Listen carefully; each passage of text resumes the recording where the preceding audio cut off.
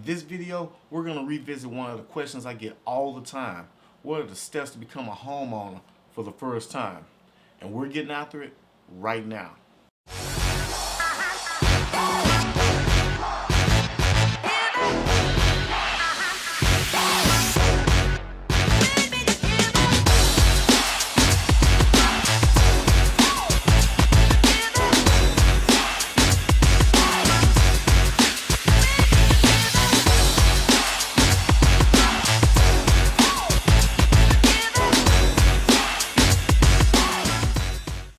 What's up, everyone? Welcome back to another edition of Living in Dallas, Texas. I'm your host, Darius Holmes. Now, if this is your first time on my channel and you want to know everything, eating, sleeping, playing, living, working, and some steps to becoming a homeowner for the first time, then smash that subscribe button. And also, don't forget to click the little bell down below so you can be notified every time I release a new video. And honestly, guys, you've been reaching out to me on a consistent basis, ready to relocate to the DFW Metroplex, and I absolutely love it. So if you're ready to make the move, all you gotta do is connect with me. Give me a call, shoot me a text, or even email. I got your back with all your DFW Metroplex real estate needs. Okay guys, before we dive right into this one, I just want to remind you, this video was shot back in 2019.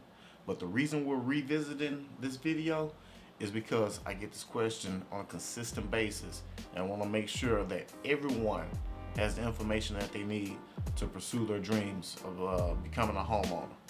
So without further ado, let's dive right into this one. Before you start looking for your new home, you'll need to have a good idea of how much you can comfortably afford. Now, when setting a budget, keep in mind that your monthly mortgage payment is not the only expense to consider. You have to take into account any credit card and installment loan payments, utilities, taxes, and insurance. Calculate how much home you can afford using a mortgage calculator. You can find plenty of free ones online. Alright, next up, you need to work on that credit. The higher your credit score, the more mortgage options you are likely to be offered, and the more likely you are to qualify for a lower interest rate. When you apply for your loan, a lender will typically look at your credit score from each of the three major credit agencies: Equifax, Experian, and TransUnion. Oftentimes, the decision will be based on the middle score. Now, if you're applying with another person, a lender will take the lower middle score of the two of you.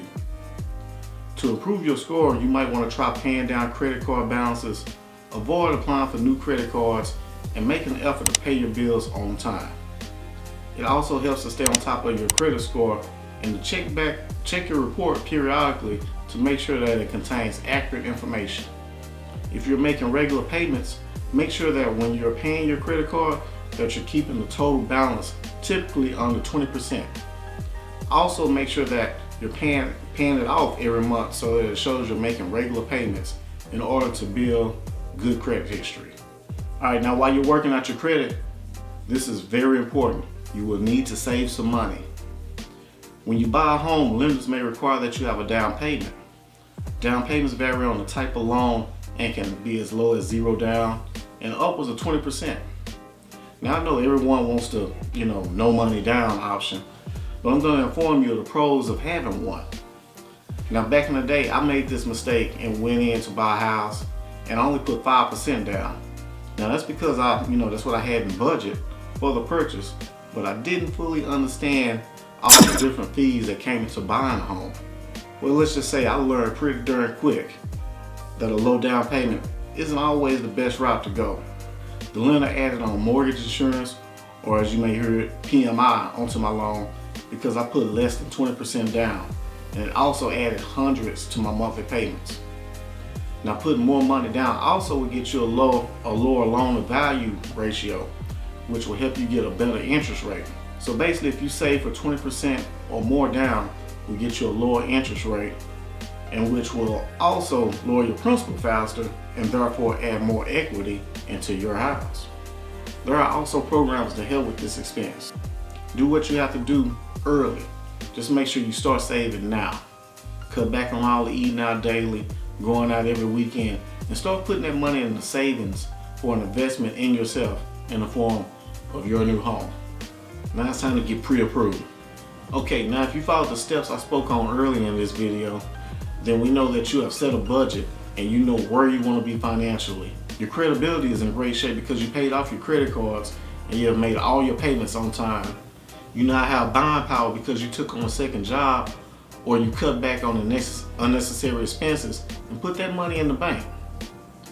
So your next step is to get with a lender and get pre-approved. From this point on, I highly suggest that you also hire a licensed realtor, like myself, to guide you through the home buying process. See how quick that was?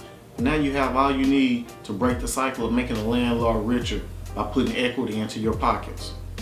Now, if you have already broken through the cycle and you're ready to start putting equity in your pockets, your next step is to connect with me. Give me a call, text, or you can shoot me an email. I'm ready to work for you. And remember, whether it's downtown, uptown, upscale, or even country living, I got your back with all your Dallas Metroplex real estate needs. Don't forget to like, comment, and subscribe. And if you want to know more about the home buying process or anything Dallas, check out my other playlists. New videos published weekly. Hope you enjoyed this one, and we'll catch you on the next one.